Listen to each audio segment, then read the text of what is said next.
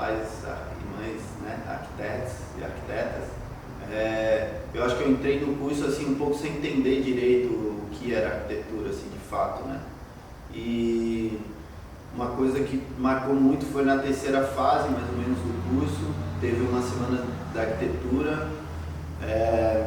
Aqui, eu lembro que, acho que a Marinês era a coordenadora do curso, enfim, mas eu lembro que ela ajudou a organizar e veio o professor Roncone, né, Reginaldo Roncone, da USP, junto com um dos funcionários do canteiro, o Rocha, acho que é isso, dele.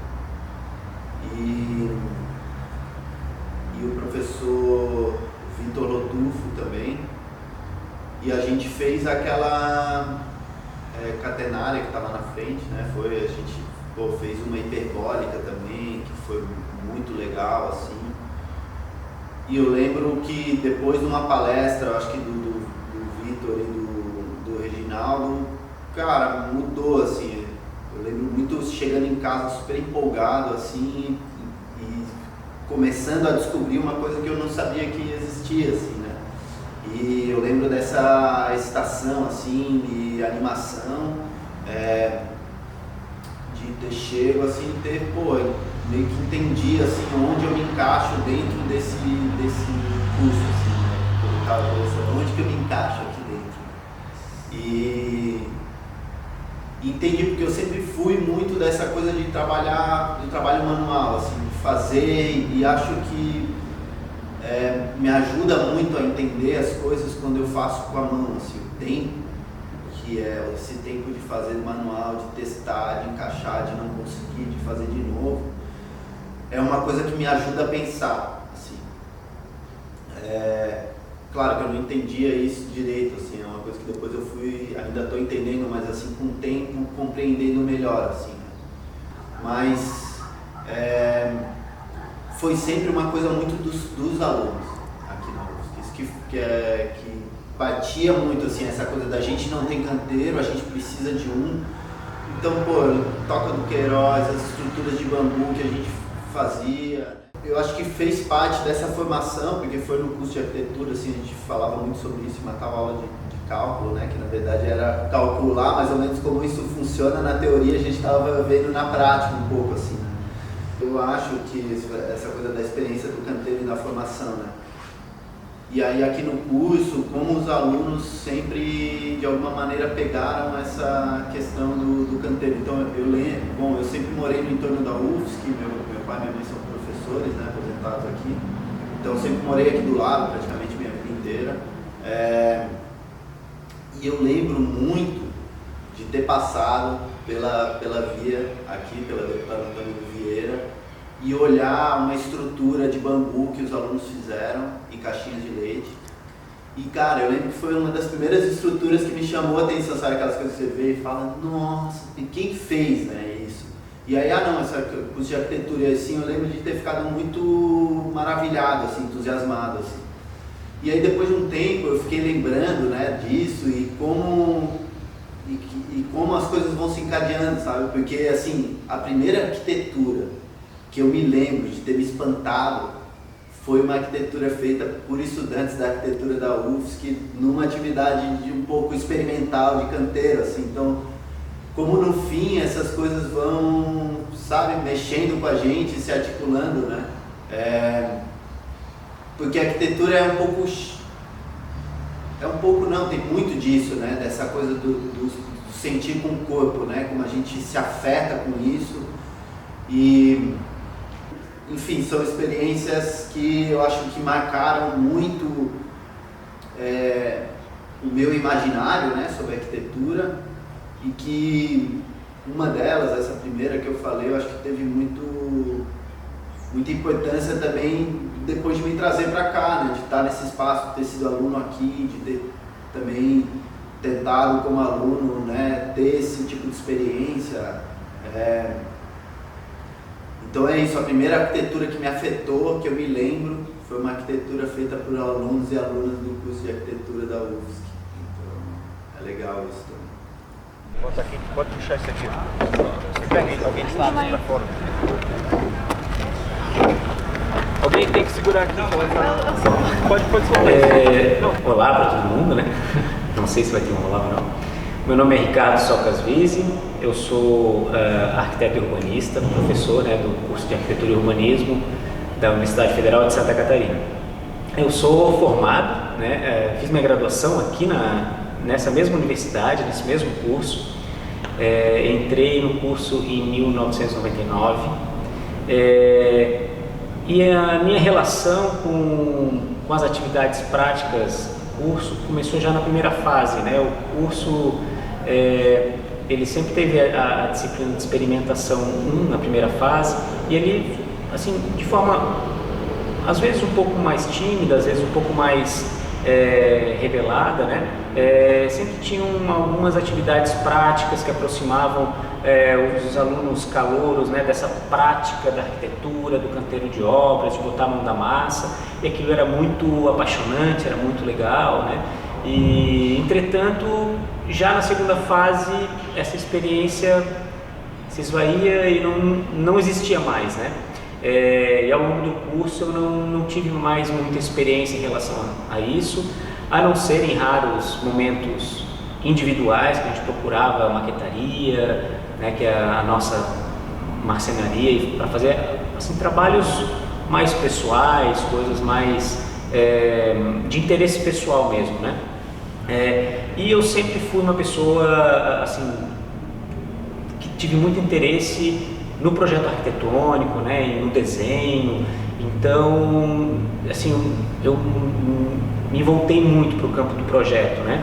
E ao longo da minha carreira profissional, enquanto projetista, né, eu acabei me aproximando do canteiro de obra, e o canteiro de obra foi sempre, assim, se mostrando algo extremamente mágico e apaixonante, né? Quando eu começava a perceber tudo aquilo que a gente pensava, projetava, aquilo tomando forma, mas ao mesmo tempo eu começava a perceber que aquilo ali não era exatamente como está no papel, que tem uma série de outras questões por trás disso, né?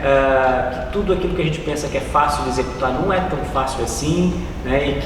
E aquilo que a gente pensa que é muito difícil, às vezes é muito mais fácil no canteiro. Então eu fui me dando conta o quanto que esse conhecimento prático da arquitetura, esse conhecimento do saber fazer, do saber construtivo, tinha relação na minha qualidade, na minha capacidade enquanto profissional projetista.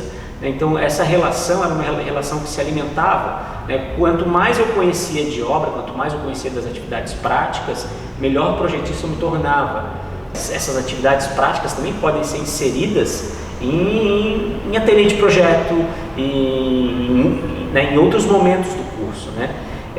Claro que às vezes depende de uma sinergia entre os professores, os alunos toparem isso também, né? Porque, como a gente falou, às vezes essa influência muito forte das ferramentas digitais, dos estágios que os alunos estão fazendo, faz com que eles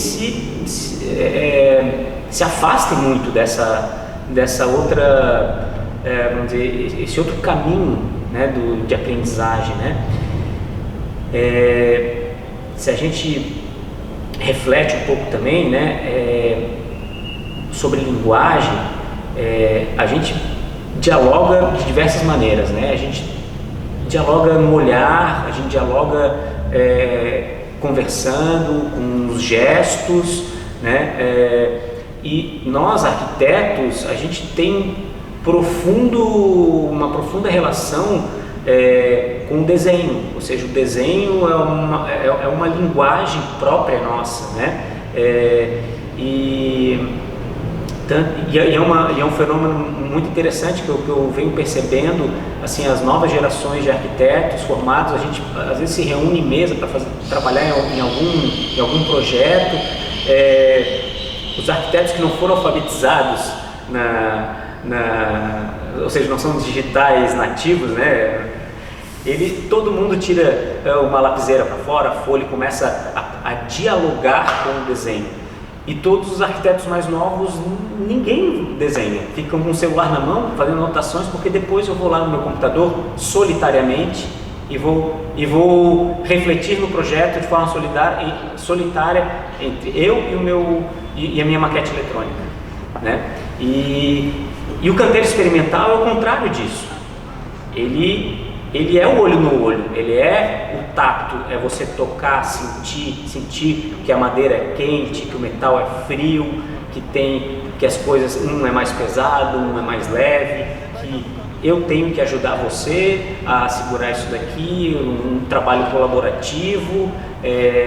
Então assim, ele traz uma dimensão até no ensino e na aprendizagem, né, que extrapola ou talvez utiliza todas as nossas linguagens, sabe? Que às vezes o ensino único, exclusivo, através da ferramenta digital, ela limita, né? Limita as nossas formas de comunicação, né? E eu falo tudo isso assim sem negar a importância e a necessidade das ferramentas digitais. Muito pelo contrário, elas são essenciais, fundamentais, mas cada coisa tem o seu papel dentro de um processo, né? Principalmente dentro do processo formativo do estudante de arquitetura, né? Mas até mesmo depois na vida profissional. Cada coisa tem, né, um papel diferente, né? Existem ferramentas poderosíssimas como ferramentas de produção arquitetônica, mas que às vezes para o ensino de arquitetura elas são um desastre, né? Como por exemplo as ferramentas de BIM. Ela pressupõe que quem está projetando ali conheça de construção. Então, quando eu faço uma linha, aquela linha já é uma parede que tem uma série de informações, e é só encaixo uma janela ali, já faz tudo pronto. Se eu não sei o que eu estou fazendo, o que eu estou colocando ali, se eu não conheço de construção, se eu não sei o que é, quais são as camadas dessa parede para realmente ela ser composta, ou as camadas dessa janela, os elementos dela, como é que ela é construída. Como é que eu coloco essa janela tem um contramarco? O que é o contramarco, professor? Sabe? Daí começa, como é que eu instalo ela? Tem um contramarco, tem um marco, tem uma vista, não tem? Se eu não sei como que isso funciona, como é que eu vou projetar com aquela ferramenta? Né? Então, aquela falácia de que sai tudo automático. Não sai nada automático. Todos os alunos que caem, né, nessa ilusão, o programa vai depois extrair tudo automático, e não extrai tudo automático, né? E principalmente se a gente vai entrar nessa linguagem, na linguagem para a obra, na linguagem do projeto, você tem depois que trabalhar aquilo ali para que aquela linguagem, aquelas informações cheguem para quem realmente precisa ler aquilo, né?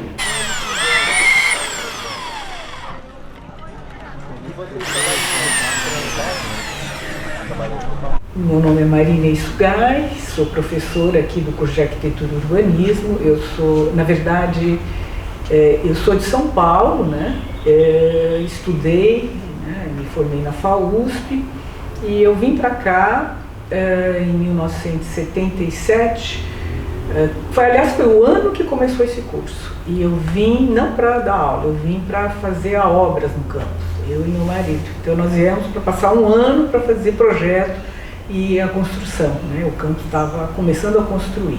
E, então nós viemos, depois eu prestei concurso, comecei a dar aula, prestei concurso em 79 e fiquei, né, dando aula, trabalhando com obra e tal, e só depois de um tempo que eu vim definitivamente, em década de 80, que eu vim para cá, para ensino integral, né? Então, eu trabalhava com ensino, pesquisa. Aí depois também saí, fui fazer mestrado, voltei, doutorado, etc.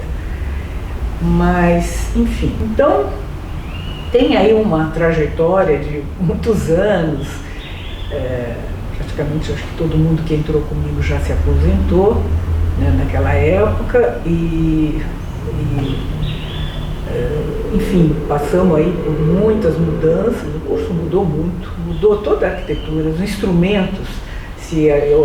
Outro dia eu estava conversando que eu ensinava, a primeira coisa que eu dei aula foi de ensinar a desenhar, e era com lapiseira, então eu tinha que ensinar. E hoje em dia cada um pega a lapiseira, mas naquela época a gente tinha que ensinar como fazia, né, como desenhava, porque você tinha que fazer é como se fosse como você faz hoje com o computador, né? Linhas, traçados, né? Espessura da alvenaria, do reboco, a gente fazia tudo com lápis. Então tinha que ser lápis de cada espessura. Então eu ensinava isso, né, do desenho arquitetônico, com as canetas. Imagina, passamos só de tecnologia, lápis, né, caneta grafos, que hoje vocês nem sabem que era uma canetinha que a gente tinha que separar, tinta, normógrafo para escrever e tal.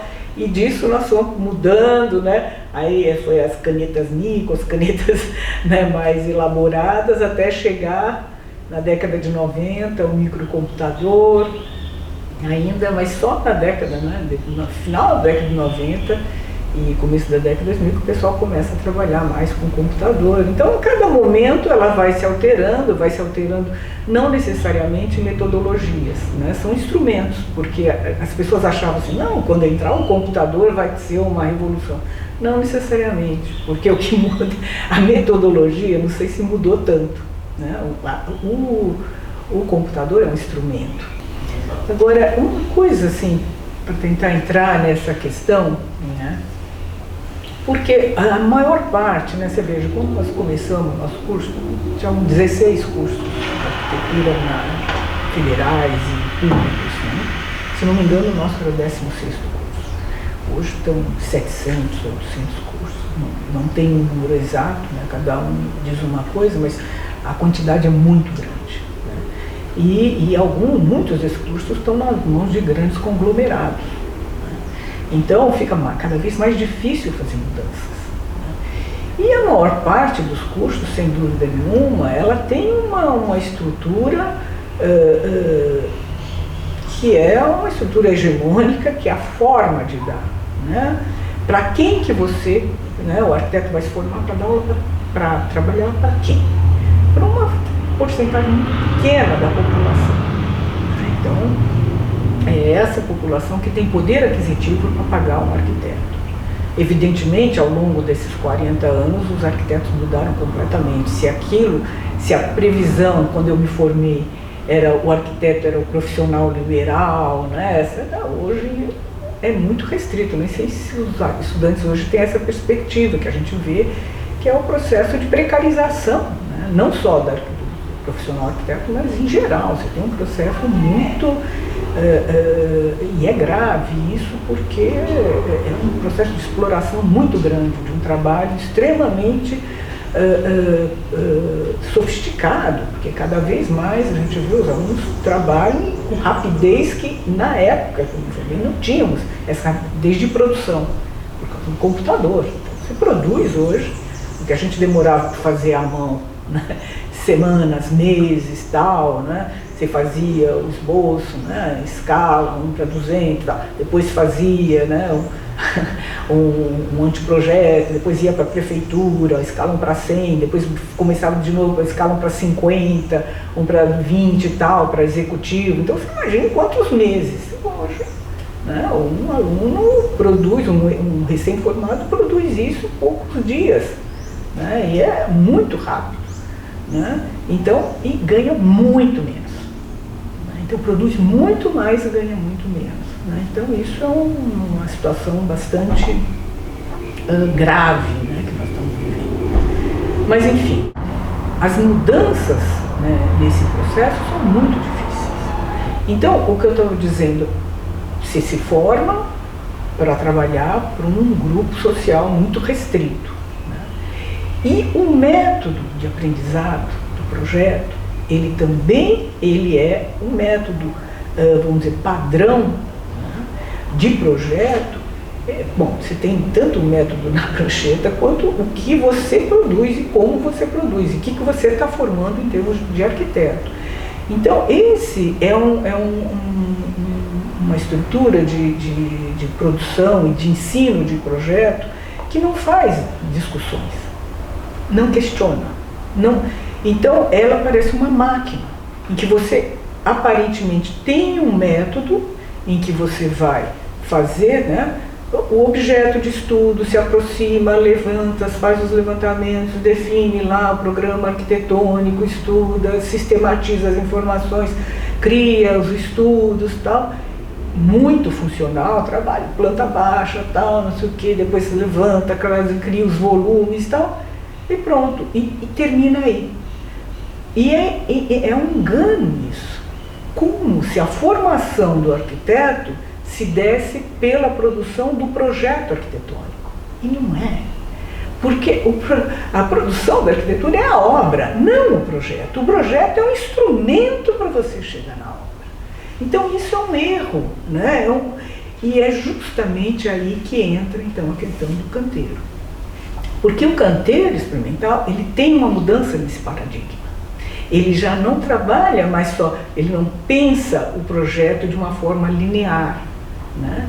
Ele pensa de uma forma multidisciplinar, ele trabalha, eu estou falando do canteiro experimental, né? Ele trabalha o nível da experiência. A experiência é o processo onde você faz reflexões, você experimenta possibilidades, você desenha, você vai, tenta, né, construir, tenta, né, verificar o funcionamento, verifica, tem erros, volta, redesenha. Então não é um processo linear, onde que você faz um projeto e desenha e aquilo é o resultado. Não, você vai e volta. Você vai, está no ateliê, vai para o canteiro, volta. Isso, só que isso é uma metodologia totalmente diferente. Isso envolve, né,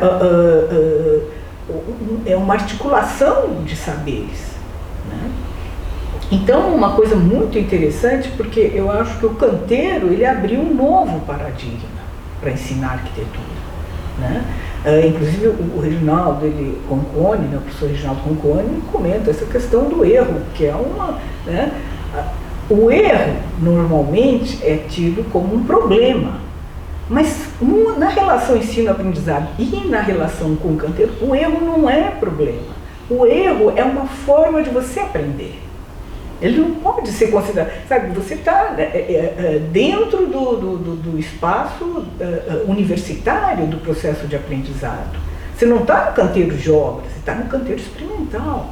Então, essa questão metodológica, né, a questão da pedagogia, ela muda completamente. Então, não é mais a disciplina, então deveria ser, né, a disciplina do projeto, a disciplina da tecnologia, de experimentação, não. É um todo articulado e o canteiro é um lugar que pode ter experimentação de diversas áreas. Nesse aqui já estou vendo que o cone seria melhor, tá vendo? Por ele ter a boca mais aberta em cima e embaixo ele... Tenta continuar, se a gente vê que não está interessante, a gente vai fazer uma ação direta para viabilizar o... Bom, quando eu entro na docência, né, sempre como professor de projeto, eu comecei aqui na UFSC como professor substituto ainda, né, mas ainda na disciplina de projeto e tal, e para minha surpresa, a maquetaria, que era assim, um espaço tão caro para a gente na época do antigo edifício, ela estava quase que morta, né? Os servidores lá dentro não eram nem conhecidos pelos alunos, os alunos se formavam e nunca tinham ido na maquetaria, né? Então assim, era um espaço que estava realmente morto, né? Mas na sequência, né, eu fiquei uns 2 anos como professor substituto e eu acabei indo trabalhar na Federal da Fronteira Sul como professor efetivo lá em Erechim, e que era um curso muito legal, um curso novo, né, que tinha acabado de ser criado, não tinha nem formado a primeira turma, eu participei, né, da formação da primeira turma do curso, então tinha uma série de professores egressos do nosso curso aqui da UFSC também, lá na Federal da Fronteira Sul, e cujo projeto pedagógico de lá, ele foi elaborado por professores aqui da UFSC, né? Entre eles o professor Américo Ishida, o professor Peixe, né, já falecidos, e a professora Marinês Sugai também, né? E já era um PPC que integrava o projeto arquitetônico, do projeto urbanístico, que trazia aproximava essas relações práticas também, da prática projetual, né? Então eu tive oportunidade lá na Federal da Fronteira Sul de experienciar diferentes formas de ensino e aprendizagem, né? A partir desse PPC. E uma delas, né, eu tive uma oportunidade, daí, além das disciplinas de projeto, também fazer parte lá da disciplina de canteiro experimental. A Federal da Fronteira Sul foi uma das poucas universidades assim, que nasceu, né, ou seja, nasceu já PPC com o canteiro experimental. É claro que no começo da universidade a estrutura física não era adequada, então eram sempre espaços adaptados, né? Então assim, e as atividades eram 2 disciplinas de canteiro, canteiro experimental 1 e 2, tinham uma série de atividades muito legais, frutos do empenho de uma série de professores que se articularam, tinham engenheiros, arquitetos, né? A primeira disciplina era muito mais voltada da parte material, então tinham muitas atividades com barro, com construção, utilizando técnicas vernaculares, enfim, né, técnicas alternativas. E o segundo ateliê já era mais focado nos fenômenos estruturais, então eram exercícios mais que exploravam essa dimensão do fenômeno estrutural mesmo, né?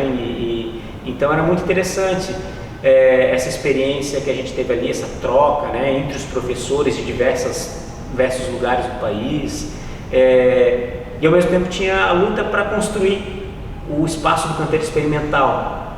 E esse projeto acabou não sendo executado, o primeiro projeto que foi feito, né? E na época eu estava já me envolvendo, né, com os laboratórios, pensando os espaços universitários, e a gente, então vamos pensar o projeto do canteiro experimental. E daí a gente teve a oportunidade de pensar no projeto, o que seria um edifício, um espaço pensado para um canteiro experimental nessa escola, né? Porque isso que é muito importante, né? A Federal da Fronteira Sul, ela foi criada em 2010, né? O curso lá de arquitetura. Claro que já tinha várias escolas de arquitetura no país com canteiro experimental consolidado, com espaços consolidados, como o exemplo da USP, né, e tal. Mas o legal dos canteiros experimentais é que ele é muito contextualizado, assim, depende muito do contexto que você está inserido, dos professores que estão atuando, das condições físicas do entorno, da disponibilidade de materiais, né? Então lá no interior do estado a gente tinha uma série de materiais disponíveis, espaço disponível, né, que às vezes não era a relação de outros lugares. Então a gente desenvolveu esse projeto, um projeto de extensão, foi um projeto assim, muito, muito legal.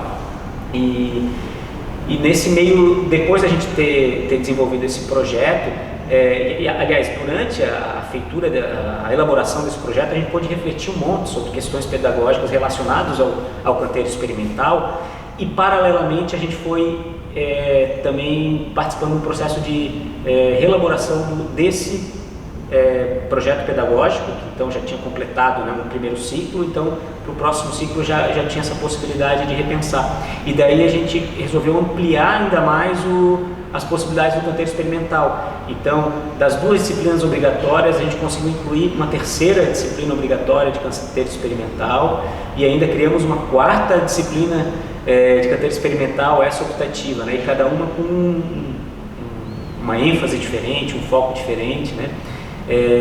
E esse espaço foi sendo pensado a partir desses objetivos pedagógicos que iam surgindo, né, e das dinâmicas que já vinham sendo executadas.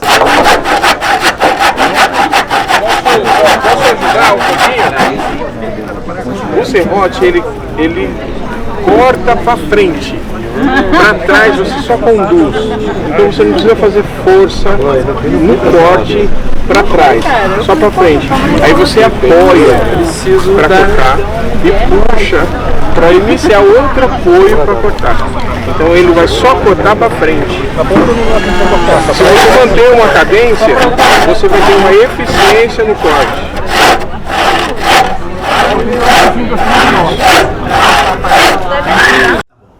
Meu nome é Reginaldo Ronconi, eu trabalhei durante 26 anos aqui na FAO E logo que entrei aqui, o meu concurso pedia uma ideia para um canteiro de obras.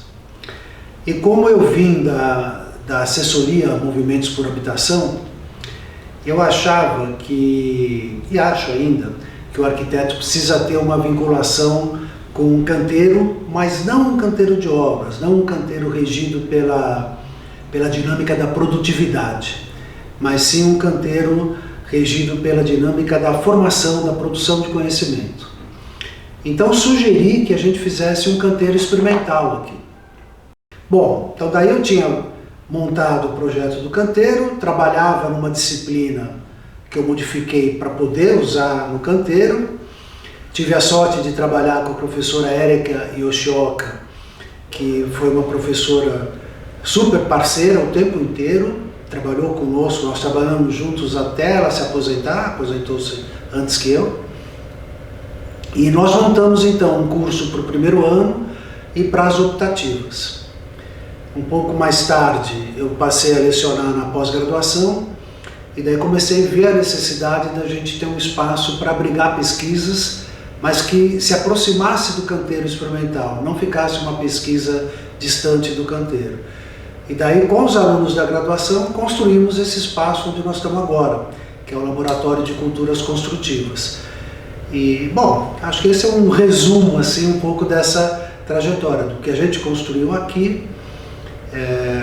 Mas, enfim, é difícil a gente colocar as ideias novas numa estrutura tão consolidada, por exemplo, como é a FAUSP.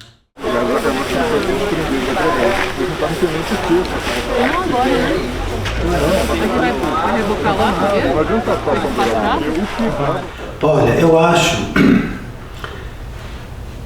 que às vezes a gente parte de um equívoco. Por exemplo, hoje o professor Sérgio Ferro falou que o arquiteto, quando ele manda na obra, eu acho uma ilusão que o arquiteto mande na obra. Não sei qual obra o arquiteto manda. Talvez um arquiteto muito famoso, que esteja construindo um museu, ele mande alguma coisa na obra. Mas manda na obra o capital, né? Na maioria das construções. Porque, senão, como justificar a arquitetura dos conjuntos habitacionais que a gente tem aqui, por exemplo? Né? Não há arquitetura lá. Então o que está mandando lá é a produtividade, é o dinheiro que está investido, é a intenção política, não é o arquiteto. Coitado do arquiteto nesse processo. Nas obras menores, que talvez sejam a maioria com as quais nós nos defrontemos, né? Porque a escola nos ensina, nos desafia a projetar museus, centros culturais, mas realmente eu sei que poucos colegas tiveram a chance de projetar um centro cultural, um museu. Não é o desenvolvimento natural da nossa profissão. Nas obras de menor porte, quando nós vamos trabalhar, manda o cliente o dinheiro que o cliente tem. O arquiteto consegue discutir um pouco mais, mas raramente ele consegue trabalhar na organização da produção. Ou vem uma construtora ou alguém contratado pelo próprio cliente. Então, assim, eu acho que talvez valesse a pena a gente ir com calma quando a gente pensa no poder que o arquiteto tem na organização da produção. Que eu acho que ele é bem limitado na maioria das vezes, na maioria dos casos. Claro que há as excepcionalidades, mas acho que elas também só vão acontecer com posições na arquitetura muito excepcionais, né? Agora, se a formação do arquiteto foi distante da problemática concreta de uma obra, eu acho que ele está muito mais vulnerável para quando essa discussão eventualmente surgir, né? De como organizar um canteiro de obras. Alguém lembrou hoje, falamos do Lelé, do João Filgueiras Lima, nas discussões lá, né? Eu num encontro lá com o Lelé, eu estava passando férias em Salvador, liguei para o Lelé, falei, deixa eu dar um pulo aí, e a gente andou ali pelo hospital da Rede Sara e pelo centro tecnológico da Rede Sara. E o Lelê me contava o seguinte: quando ele estava montando aquilo, ele poderia ter feito a fábrica com um número muito menor de operários, poderia ter automatizado mais algumas funções. Ele disse, mas daí eu estaria tirando a chance de 60 pessoas evoluírem junto na discussão dessa tecnologia. Então, foi uma postura política e tecnológica, né? Assim, eu vou empregar mais gente porque eu quero formar mais gente, né? Bom, você só consegue fazer essa opção se você tiver exercitado a sua crítica sobre o processo de produção do espaço. Senão você acaba entrando no rolo, né? E é preciso, mesmo que você não tenha, como o Lelé teve a chance de administrar um lugar desses, que você tenha essa consciência para os embates que você vai ter, ou com o teu cliente, ou com o Estado, quando o Estado estiver te contratando. Eu sei que é difícil, porque a gente precisa fazer o projeto para ganhar o próprio sustento, a gente precisa estar inserido no mercado de trabalho, mas a gente precisa ter um limite, eu acho, né? Eu acredito nisso, a gente precisa ter um limite aí, que é a crítica que a gente conseguir construir sobre esse mundo da construção, vai nos permitir chegar. Olha, até aqui eu cedo, mas mais que isso, acho que não dá, tá desconfortável. Você vai perder o projeto. Será naquele momento é possível dizer que perde ou não? São coisas muito densas, éticas, que eu acho que elas precisam ser exercitadas já na escola, para que a gente entenda a nossa responsabilidade social, mais do que o papel social, porque o papel social a sociedade precisa nos dar, mas a responsabilidade social, isso a gente tem que formar no processo da escola. A gente teve uma primeira conversa, quando abriu o encontro da Renasce, tem uma fala do Sérgio Ferro, né, que ele falou do trabalhador coletivo. Então acho que a gente vai estar vivenciando, isso não é uma teoria, isso é uma prática que a gente vai vivenciar hoje, o que é o trabalhador coletivo, que é anticapitalista por essência isso. A gente vai viver um momento de autogestão e momentos revolucionários. Porque uma revolução nada mais é do que pegar uma coisa e fazer assim, né? A gente fiz uma revolução na garrafa, ninguém morreu, não aconteceu nada, né? Então a gente vai fazer um pequeno dia revolucionário anticapitalista aqui. Então é só que a gente ter essa consciência de classe, que a gente pode sim lutar e fazer o diferente do capital, com alegria, com festa, de uma forma democrática, horizontal, e criar arte, né, professor? Segundo o Sérgio Ferro, a arte é quando o trabalho é feito com alegria, trabalho livre.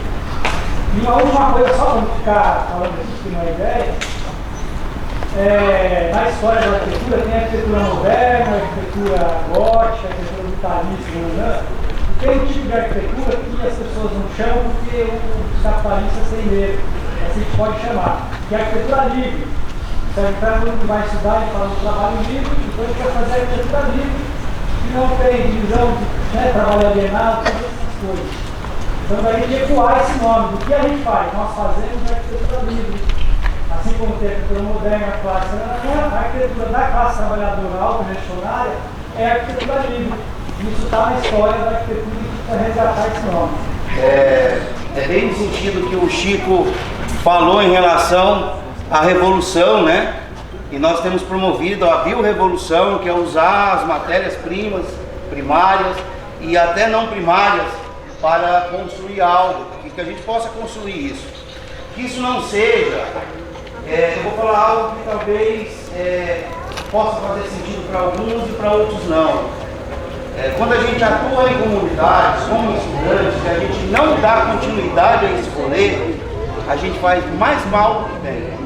Porque as pessoas ficam esperançosas conosco, né? De chegar numa comunidade e fazer um trabalho.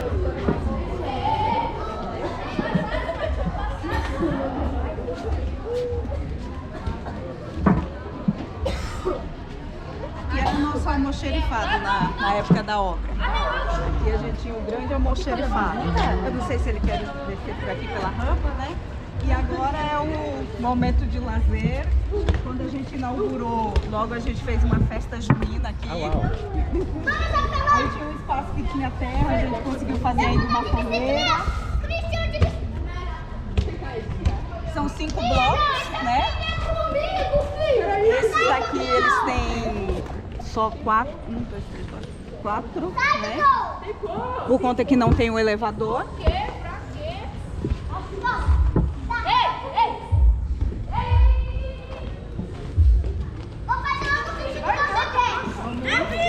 Não atrasa você. Espera aí. Vamos atrapalhar o jogo. Espera só um pouquinho, criança.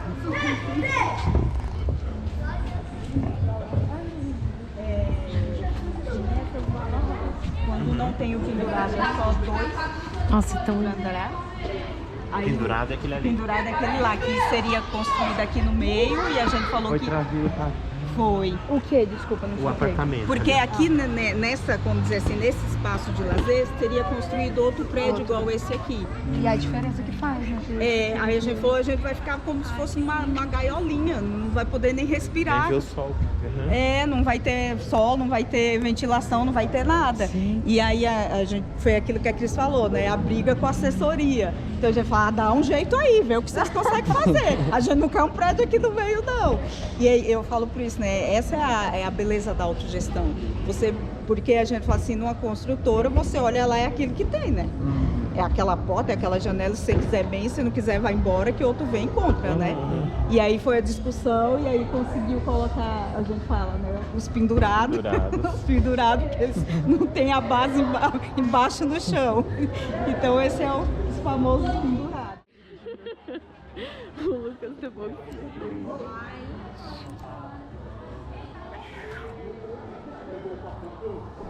A gente não vai pro Uruguai, então? Esse aqui tá com 500 quilos. Então a gente vai passar também para vocês sentirem. O que é terra leve? Para começar, terra leve é uma mistura de terra, palha e água, com uma densidade menor de 800 quilos por metro cúbico.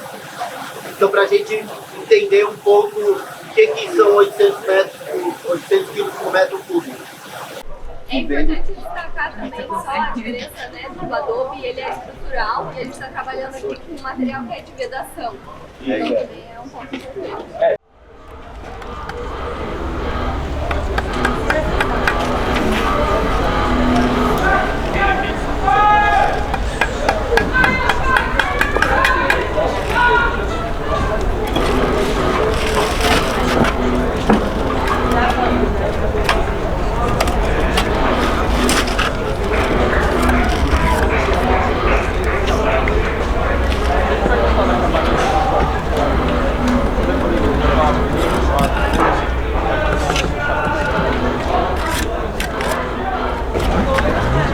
Essa é uma válvula mexicana.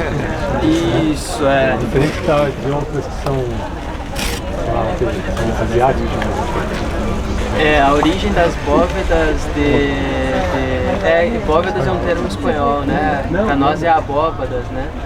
Mas a origem dela é africana. E aí, dependendo da região do continente, varia a técnica que eles mais utilizavam, assim. Essa bóveda, o nome mais correto de se chamar ela é bóveda de esquinas, que começa de cada esquina. E aí elas começam a se encontrar.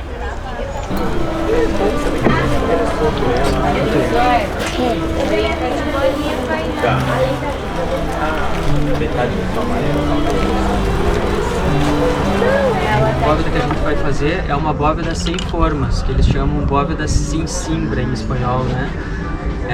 Elas precisam crescer deitadas. O que quer dizer que cresçam deitadas, né? É que os tijolos, ao invés de eu fazer um arco assim, eu vou fazer o meu arco crescendo assim, que ele vai crescer dando apoio.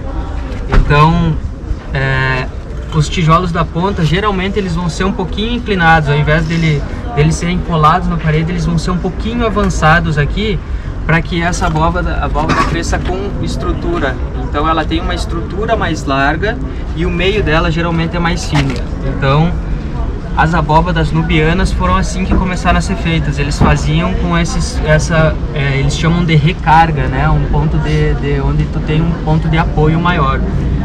Então, justamente por ela não ter forma, ela precisa desses macetezinhos para que ela possa se sustentar e até que ela se concretize, se feche o arco aqui no caso, né? Eu tenho meu arco feito e até que aqui ele não tem estrutura, mas a partir do momento em que eu boto o tijolo do meio aqui e travo ele já tem a sua estrutura. Mas até que a gente consiga colocar esse tijolo do meio, a gente precisa dessa recarga aqui, que é esse tijolo mais inclinado.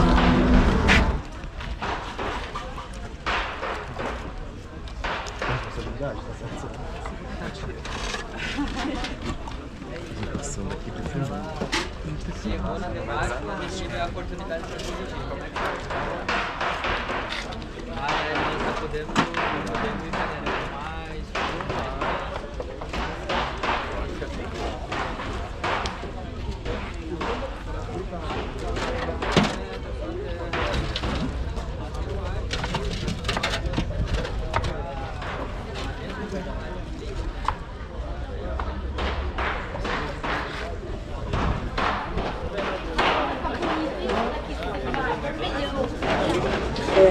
E aí a gente cria uma superfície nessa câmera de transição, se chama suporte.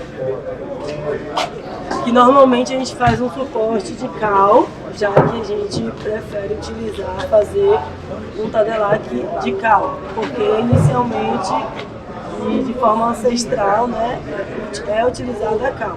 Porém, hoje em dia também utilizam o cimento cola para fazer o tadelac. Chega em fica parecido, sabe, visualmente, mas não é assim o natural, não é o nosso ideal da bioconstrução, porque a gente está querendo fugir do cimento, né?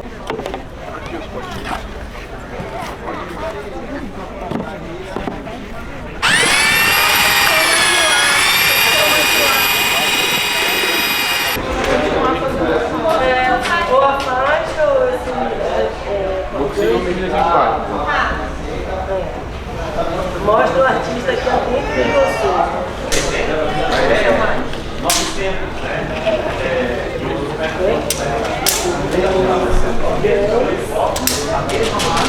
Tem esse tempo, você falou que tem que chegar, ele varia muito, por exemplo, em função do tempo, do clima, da área, da massa. Muito importante. Como o dia vai estar, se vai estar sol, se vai estar frio, se está úmido, se o lugar é úmido, seco, isso vai mudar tudo. Com garantia por segurança, enfim, suas próprias questões, mas eu daria prioridade àquele porque eu posso aplicar com a mão, né? É um material que eu posso encontrar gratuitamente. Esse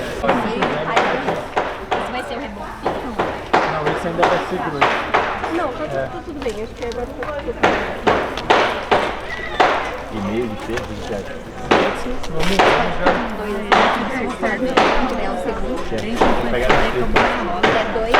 Então é tu mesmo, Bia. Não sei se foi uma crítica, se foi um elogio, se foi só um fato. Vamos separar. Tá meio bagunçado aqui, né? Vamos cortar Vamos colocar mais outro. Isso aqui saindo aqui, ó. Você não confunde. Aqui a gente já sabe que isso aqui é resto.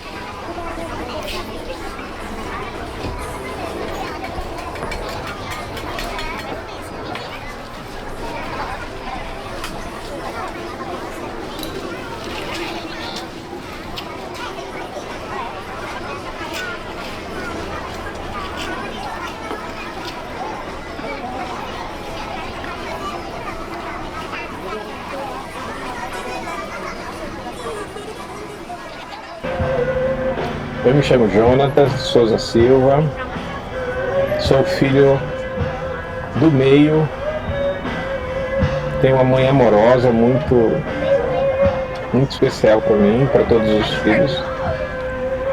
E sou técnico de manutenção e artista plástico e artesão. Eu entrei aqui como um auxiliar de manutenção e E isso foi uma coisa, um momento muito especial, porque eu queria um pouco de tranquilidade, um pouco de estabilidade. Eu trabalhava na informalidade, prestando serviços, e era muito cansativo. O trabalho na construção civil demandava muito de mim. E nesse momento que eu entrei aqui, eu estava no momento de querer algo com mais com horário para entrar e para sair. Isso, e esse momento foi especial. É complicado porque são muitas emoções. As relações aqui são por grupos. Então é muito difícil essa integração de grupos diferentes. É sempre um conflito, porque um enxerga o mundo do ponto de vista dele. E a empatia nem sempre está junto, assim, são poucas pessoas que são empáticas, assim, de tratar o outro como um igual. Então, e sendo público, há uma questão há uma política de controle das coisas, necessário inclusive, mas que são administrado muitas vezes por pessoas egoístas, preconceituosas, e que para estar na posição e mantê-la precisa de sobrepujar os outros com intolerância e com falta de humanidade, não sei o que a palavra cabe. Então, eu vejo como uma normalidade em função da sociedade que a gente vive hoje. O corpo docente, o corpo de funcionários técnicos administrativos e os alunos são universos diferentes, simplesmente. E que essa integração ela deva se dar através de também uma política de convivência que a universidade deveria propor, conduzir e de maneira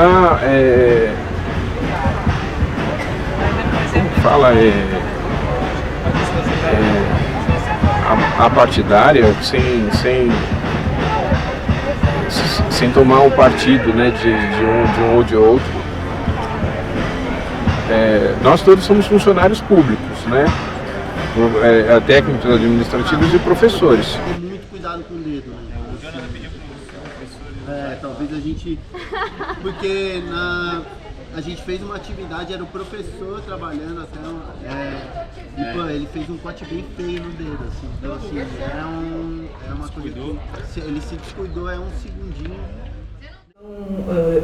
Experimentos como canteiro experimental, né, assessoria técnica, né, de fazer disciplinas onde que a gente vai atuar nas áreas informais, nas favelas, né, então como é que a gente pode, então muda a formação, né, e para fazer isso não é só questão de espaço físico, isso tem que mudar o corpo docente, porque sem mudar as pessoas que estão, né, interagindo com os estudantes fica muito difícil. Quer dizer, se o professor se coloca naquele pedestal em que ele não consegue, ouvir e perceber, né, a possibilidade do outro, né, ou então os espaços que ele trabalha são padrões, né, soluções padrões em termos de... Então, e ele não vê outra alternativa, aí fica difícil. Então, eu acho que essa questão E é claro, então, nesse sentido, é uma mudança, envolve um caráter político também. Porque é um enfrentamento de uma situação. É um enfrentamento de uma relação de poder.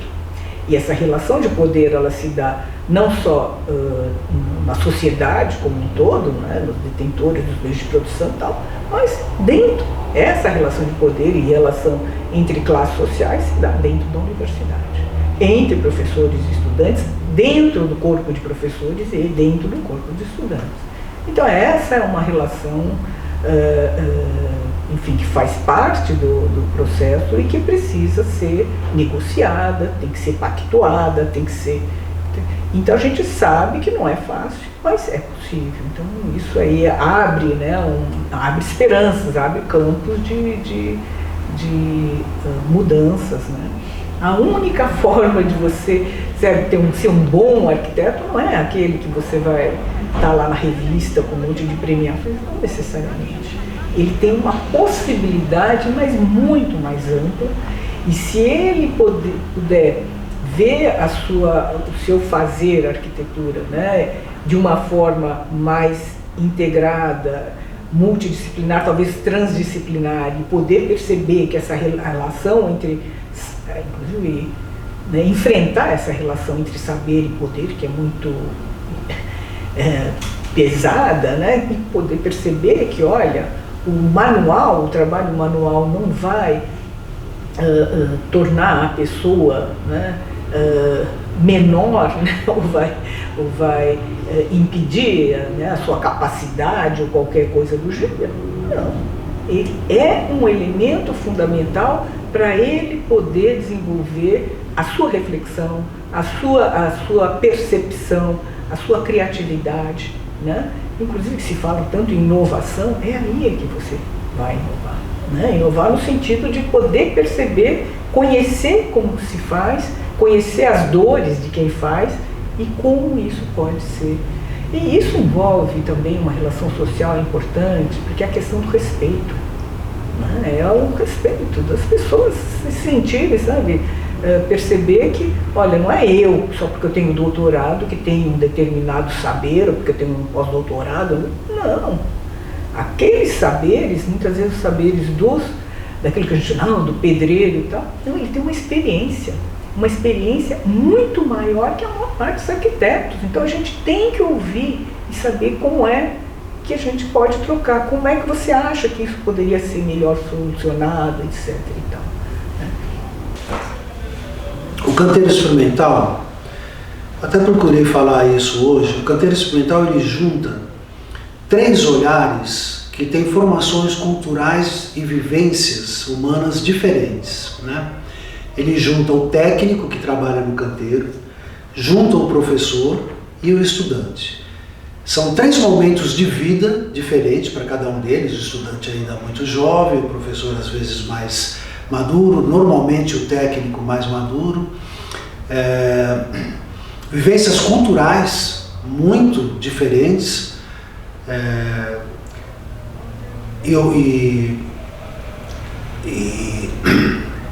e a luta pela vida também diferente nesses 3 momentos, né? Então, são mundos diferentes que se juntam no canteiro. O canteiro experimental, ele faz uma mágica, ele pode fazer, não obrigatoriamente ele faz, mas dependendo de como a gente trabalha no canteiro, ele faz uma mágica que é eliminar as relações hierárquicas. Ele pode vir a eliminar as relações hierárquicas. Não necessariamente, você pode continuar querendo mandar em todo mundo, mas se você tiver uma postura um pouco mais honesta com a produção de conhecimento, você vai querer eliminar essas questões hierárquicas. Então, isso liberta as pessoas para falarem, darem sua opinião, contribuírem com as suas soluções e com as suas questões. E eu acho que esse talvez seja o momento mais importante no canteiro experimental, porque há uma sensibilização muito além da questão técnica construtiva. Há uma sensibilização humana, onde você consegue perceber o outro, às vezes pela primeira oportunidade que você teve. Tanto do técnico perceber o estudante ou o professor, assim, você percebe o outro de uma forma diferente do que a gente olha para o estudante na sala de aula, ou o técnico olha para o estudante quando ele vai demandar alguma coisa numa oficina. Você olha para essa pessoa como alguém que está envolvida no mesmo projeto que você está, naquele momento. E a gente pode não se dar conta, mas aquele é um momento de pura construção do conhecimento. E como ele vem com origens culturais diversas, é um mágico momento cultural ali. A gente está tendo uma experiência cultural muito rica, muito importante.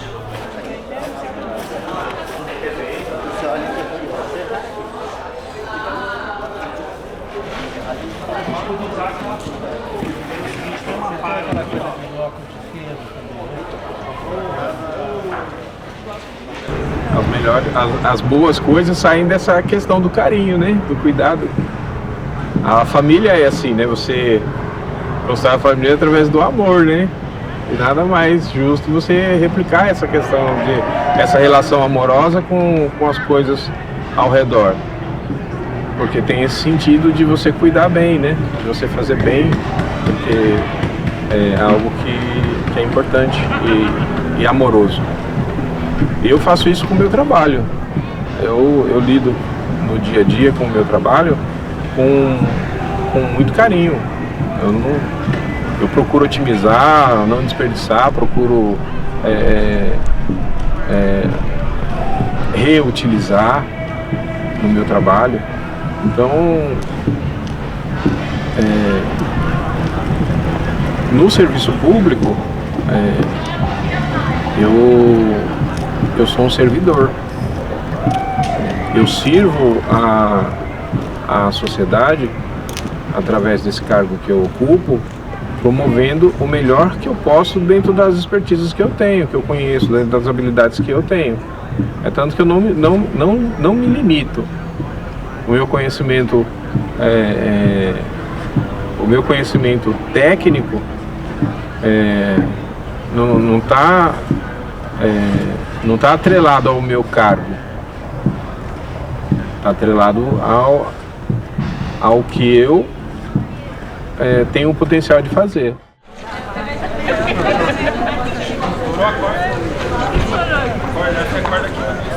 Você entra num canteiro experimental, a oportunidade de estar ali, ela é plena de conhecimento, plena. Então, o professor ele pode determinar a condução da aula, o técnico pode dar apoio dentro da normalidade. Mas se a pessoa que estiver dentro do canteiro não quiser estar ali, não.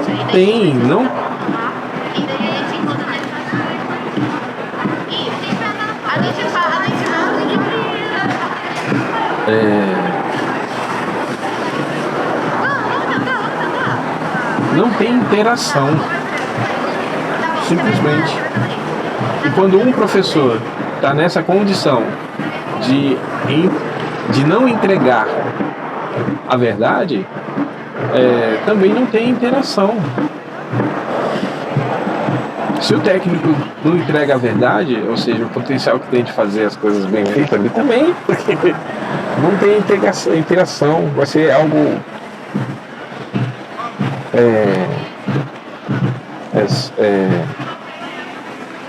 danoso para as pessoas que saem do canteiro quando um personagem qualquer lá não entrega a verdade. Então, o canteiro ele é vivo, assim.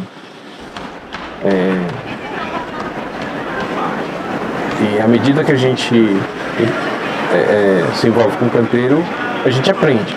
Eu aprendo, né? E tem alguns professores que, pelo meu ponto de vista,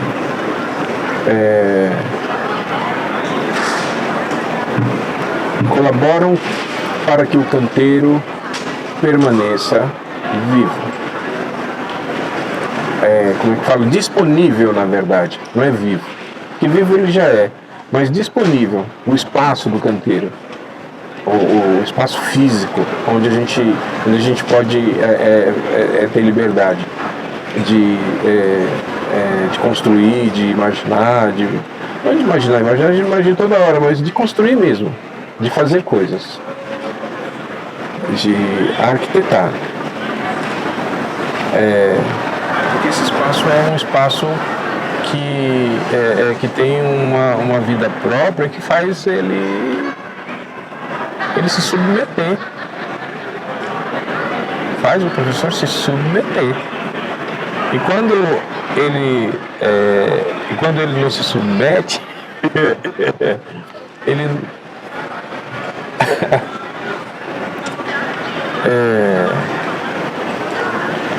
ele falsifica o imaginário do aluno. Ele falsifica. Porque ele cria nomes para as coisas, em vez de dizer os nomes que as coisas têm.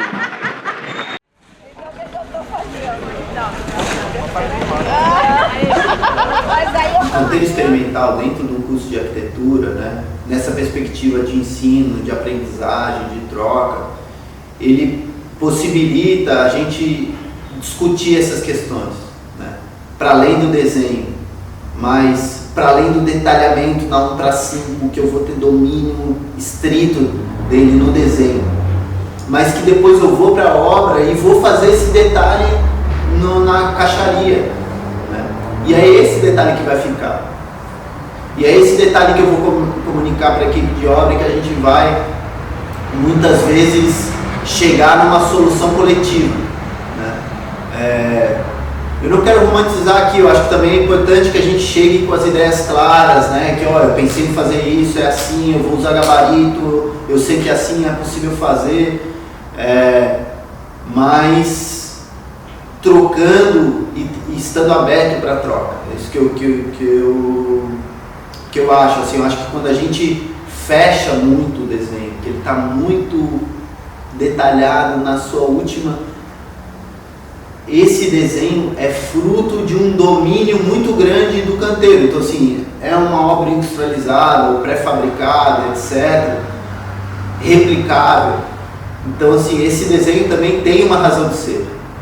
Estou criticando essa possibilidade de desenho. Eu acho que ele é importante em muitos casos, mas por um problema que está colocado para a gente, para a nossa geração, que é, de alguma maneira, conseguir contribuir para diminuir a desigualdade, para ajudar na construção de casas, de cidades, de bairros.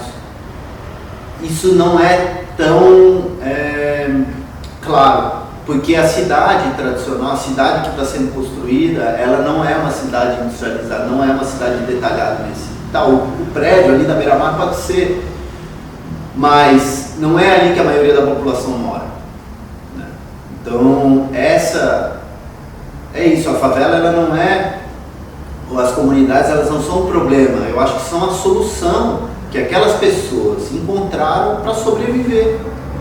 E se a gente do cursos, né, que pretende pensar a cidade, pensar a construção, pensar a tecnologia, a gente virar as costas para isso, né, achar que isso é menos importante, né, achar que não é assim que acontece, a gente na verdade está voltando as costas para a própria realidade de como a cidade se constrói e que ela está sendo construída, é só olhar em volta. E ela é construída não só com desenho, mas com essa experiência cotidiana. E como que a gente, como arquitetos e urbanistas, consegue influenciar nisso? Não é só no desenho, é isso que eu acho. O desenho ajuda, mas não resolve.